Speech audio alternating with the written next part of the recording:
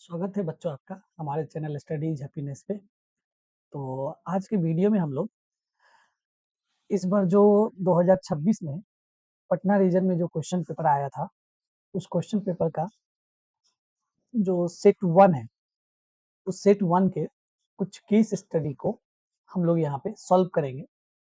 तो आइए हम लोग देखते हैं कि इस बार जो केस स्टडी आए थे वो कैसे आए थे। तो पहला क्वेश्चन हम लोग इसे सिलेक्ट करते हैं। देखिए ये एपी वाला क्वेश्चन को पहले सिलेक्ट कर लेते हैं। बनाएंगे हम लोग सारे क्वेश्चंस। तो पहले हम लोग इस क्वेश्चन से स्टार्ट करते हैं। तो देखिए इस क्वेश्चन में क्या दिया गया है, आपको गिवन क्या है इस क्वेश्चन में वो देखिए। बोला है कोलम एक डेकोरेटिव आर्ट है। ओके ठीक है, आर्ट है। तो इस तरह से तमिलनाडु में जो साउथ इंडियन जो होते हैं वो क्या करते हैं ना, राइस फ्लोर जो होता है, मतलब ये आटे से वो अपने आंगन में या बरामदा में क्या होता है ना, कुछ डिजाइन्स बनाते हैं। तो उसी तरह से एक डिजाइन बनाया गया है जिसे हम लोग कॉलम बोलते हैं। और इसमें आप देखेंगे तो देखिए इस डिजाइन में देखेंगे तो ये देखिए ये हमारा फर्स्ट स्क्वायर आपको नजर आ रहा होगा। मैं कलर चेंज कर देता हूँ ताकि आपको अच्छे से दिखे। देखिए ये पहला स्क्वायर आप देखिए, ये स्क्वायर देखिए। तो इसमें आपको कितने डॉट नजर आ रहे हैं? 2 3 4, 4 डॉट्स। सेकंड स्क्वायर को देखेंगे, सेकंड स्क्वायर को देखिए, ये डॉटेड लाइन से जो ये सेकंड स्क्वायर है इसको देखिए। इसमें देखिए कितने डॉट्स है, तो देखिए ये 1 2 3 4 5 6 7 और 8 है। और सो ऑन आगे वाले में जब देखेंगे तो कितना है? 12। और वो क्वेश्चन में गिवन भी है, देखिए 4 डॉट्स 8 डॉट्स एंड 12 डॉट्स।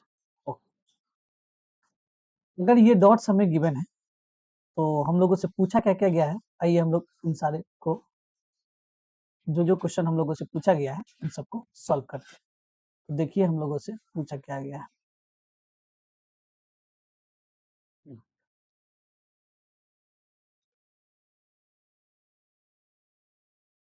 तो देखिए so that number of dots given in the following given above form a AP। मतलब ये जो डॉट्स आपको गिवन थे क्या ये एपी बना रहा है? तो आप देख लीजिए ये 4 है,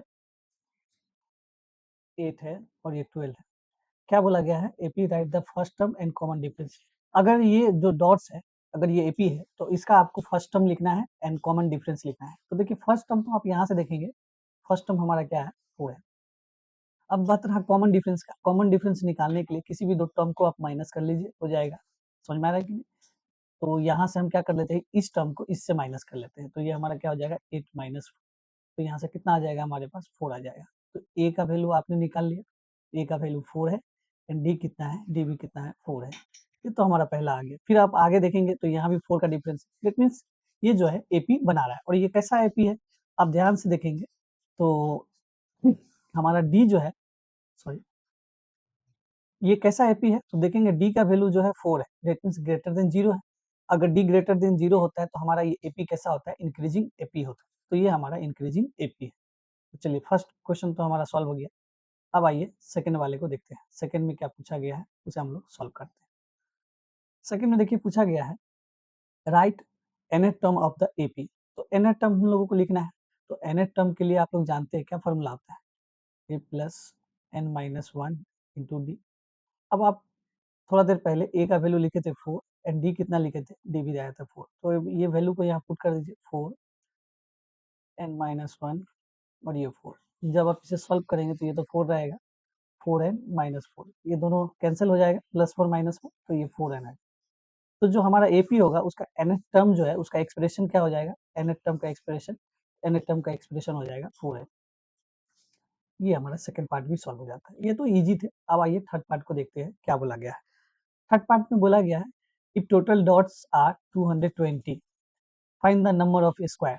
देखिए टोटल डॉट्स जो है हम लोगों को गिवन है, मतलब डॉट का सम दिया हुआ है, तो उससे कितना स्क्वायर बनेगा वो निकालना है। तो आप देख लीजिए गिवन क्या है। तो हमारे पास एस एन सम गिवन है, हमारे पास 220 सारे डॉट का सम।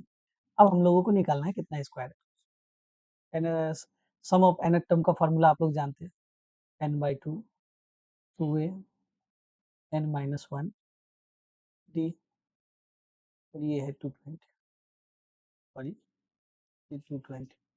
क्या करेंगे हम लोग, इसे सॉल्व करेंगे और यहाँ से n का वैल्यू कैलकुलेट करेंगे। तो चलिए सॉल्व कर लेते हैं।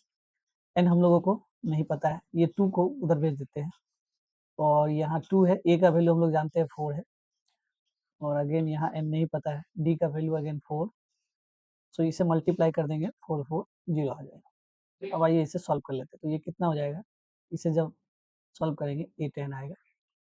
इस n से इसे पूरे को मल्टीप्लाई करेंगे, देखिए पहले इस 4 से मल्टीप्लाई करेंगे तो 4n आएगा और साथ में इस n से मल्टीप्लाई करेंगे तो 4n स्क्वायर, 4 से -1 को मल्टीप्लाई करेंगे तो -4 और ये n से मल्टीप्लाई करेंगे तो -4 और यहाँ से आ जाएगा 440। अब आप काम कीजिए, सबको एक तरफ लिख लीजिए, तो यहाँ से हमारा इक्वेशन बन जाएगा। तो ये देखिए, इसे हम सॉल्व करेंगे तो ये हो जाएगा 4n और एक काम कीजिए, इसे भी यहाँ ले आइए। ये अब देखिए 4 से सब में क्या करते हैं ना, कॉमन निकाल के या 4 से सब दोनों तरफ बोथ साइड डिवाइड कर दीजिए, एक ही बात है। तो ये हो जाएगा n स्क्वायर n और ये हो जाएगा 110। ओके, अब हम लोग क्या करेंगे, चलिए इसे सॉल्व करते हैं, इसे आगे इसे हम लोगों को सॉल्व करना है। तो कोई ऐसा वैल्यू सोच लीजिए जिसे इसे हम लोग सॉल्व करेंगे तो यहाँ से ये आ जाएगा। तो देखिए जहाँ तक मुझे ये नज़र आ रहा है, ये 11 इंटू 10 करने से 110 आ जाएगा और 11 में से 10 माइनस भी कर देंगे तो हमारा 1 आ जाएगा।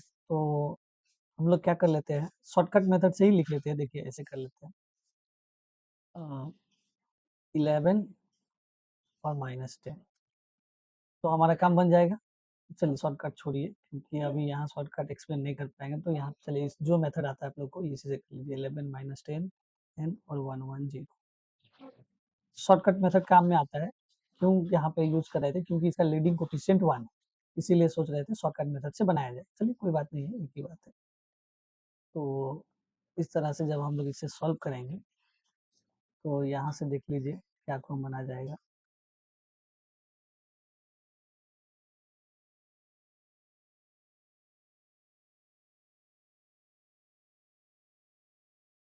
देखिए यहाँ से n का वैल्यू एक 10 आया और n का वैल्यू एक -11 आया।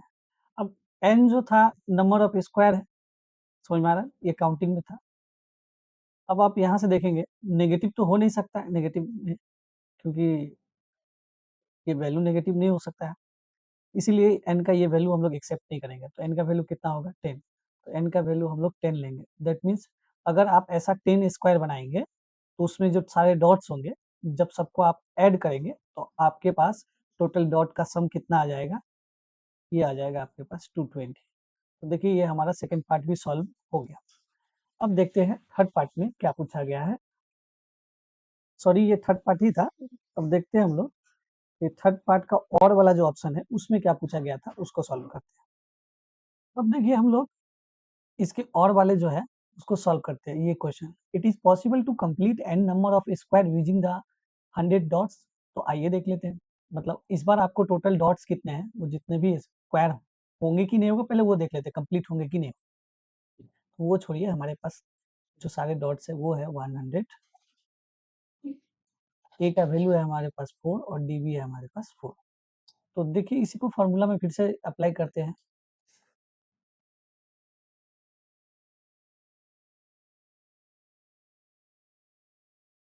चलिए वैल्यू पुट कर देते हैं यहाँ पे, एंड इस 2 को उधर माइनस कर देते हैं, इस 2 को जब उधर भेजेंगे मल्टीप्लाई हो जाएगा और यहाँ पे 2 इंटू 4 और ये n-1 इंटू 4 और ये 2 से मल्टीप्लाई हो गया 200।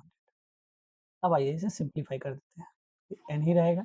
इसे जब आप मल्टीप्लाई करेंगे तो ये कितना हो जाएगा, 8 और ये हो जाएगा 4n-4 और यहाँ पे है ये 200। तो देखिए ये कितना हो जाएगा हमारे पास n, तो ये हो जाएगा 4n और यहाँ पे +4। ओके, और यहाँ देखेंगे 200। तो आइए अब हम लोग मल्टीप्लाई कर लेते हैं, तो ये 4n स्क्वायर, ठीक है, और यहाँ से हो जाएगा 4n और ये 200 को इधर ले आएंगे, तो ये बन गया। अब एक काम करते हैं, 4 से सबको डिवाइड कर देते हैं, तो ये n स्क्वायर और ये हो जाएगा n और ये हो जाएगा 4 5 जा 20। ओके, और ये 0। तो अब देखिए इसको सॉल्व कैसे करेंगे। तो अगर इसका बी स्क्वायर निकालेंगे तो बी का वैल्यू 1 है -4ac, दैट मीन्स डी का वैल्यू नेगेटिव आ जाएगा। ओके, तो डी नेगेटिव आ जाएगा। इससे अच्छा है हम लोग इसे श्रीधर आचार्य फॉर्मूला से बनाते हैं। तो यहाँ से देखिए n इक्वल टू हो जाएगा, क्या फॉर्मूला था, -b plus minus root over B square -4ac by 2a। तो अब आइए इसे हम लोग वैल्यू को पुट करते हैं और सॉल्व करते हैं। तो देखिए वैल्यू को पुट कीजिए यहाँ से,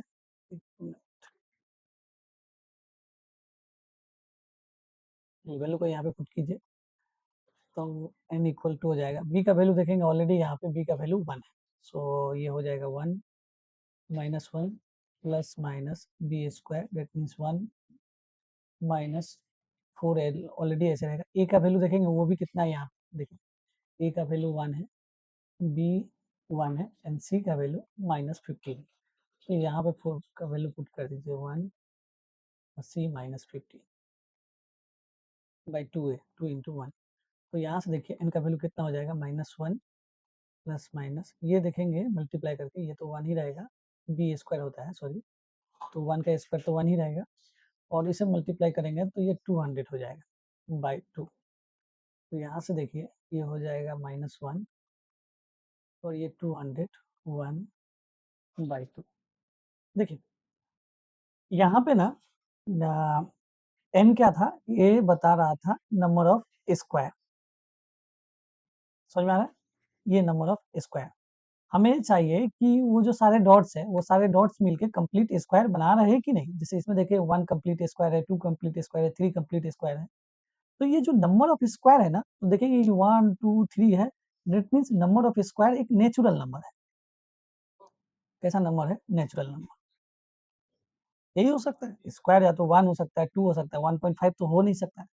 तो अब आप यहाँ पे देखिए ये 201 जो है, ये 201 कैसा होगा, ये तो परफेक्ट स्क्वायर कभी बनने वाला है नहीं। अब जब ये परफेक्ट स्क्वायर नहीं बनेगा, जैसे मान लीजिए यहाँ पे मैं लिख देता हूँ आपके पास √3, अब ये परफेक्ट स्क्वायर तो बना नहीं। जब ये परफेक्ट स्क्वायर नहीं बना तो ये कैसा नंबर होगा, इरेशनल नंबर होगा। बस समझ में आ रहा है आपको। अब जब इरेशनल नंबर हो जाएगा तो ये यहाँ से देखेंगे पूरा ऑपरेशन करके ये भी कैसा आ जाएगा, ये इरेशनल नंबर आ जाएगा। डेट मीन्स n जो है हमारा कभी नेचुरल नंबर होगा ही, नेचुरल नंबर होगा ही। अगर n नेचुरल नंबर नहीं होगा, डेट मीन्स आप ये 100 डॉट्स लेके जब आप स्क्वायर बनाना शुरू करेंगे तो होगा कि आपके पास कुछ स्क्वायर बनने के बाद कोई एक ऐसा स्क्वायर आएगा जिसमें आप उस स्क्वायर को कंप्लीट नहीं कर पाएंगे, उस डॉट से कुछ ही स्क्वायर बनेंगे और बाकी खाली रह जाएंगे। तो यहाँ जो पूछा गया था कि ये जो हमारा 100 डॉट है, इससे लेकर हम लोग कितना पॉसिबल नंबर ऑफ स्क्वायर बना सकते हैं, n का वैल्यू। तो हम लोग सॉरी, हम लोग क्या कंप्लीट स्क्वायर बना सकते हैं यहाँ पे, तो हम लोग बोला यहाँ पे कंप्लीट n नंबर बोला गया है, तो हम लोग 100 डॉट से कंप्लीट स्क्वायर नहीं बना सकते, कुछ स्क्वायर बनेंगे लेकिन कुछ ना कुछ ऐसा स्क्वायर आएगा जो कि वो कंप्लीट नहीं होगा। तो यहाँ थर्ड नंबर में आपसे वही पूछा गया था। तो ये देखिए आपका थर्ड नंबर भी सॉल्व हो गया। तो मुझे उम्मीद है आपको ये एक्सप्लेनेशन समझ में आया होगा। अगर आपको समझ में आता है तो चैनल को सब्सक्राइब भी कर दीजिए, अपने दोस्तों के साथ शेयर भी कर दीजिए। और इस बार अगर आप लोग बोर्ड के लिए प्रिपेयर करना चाहते हैं, तो इस बार हम लोग जानते हैं कि एनसीईआरटी में सिलेबस चेंज हुआ है। तो हम लोग क्या करेंगे, जो बुक है उसके चैप्टर बाय चैप्टर सारे क्वेश्चंस को सॉल्व करेंगे, और उसके जो मिसलेनियस क्वेश्चन होते हैं, हायर ऑर्डर थिंकिंग क्वेश्चंस जो होते हैं, उन सबको भी सॉल्व करेंगे इस न्यू सेशन के लिए। तो आप लोग चैनल से जुड़ जाइए और अपने दोस्तों को भी शेयर कर दीजिए। तो मिलते हैं बच्चों नेक्स्ट वीडियो में, तब तक के लिए थैंक यू।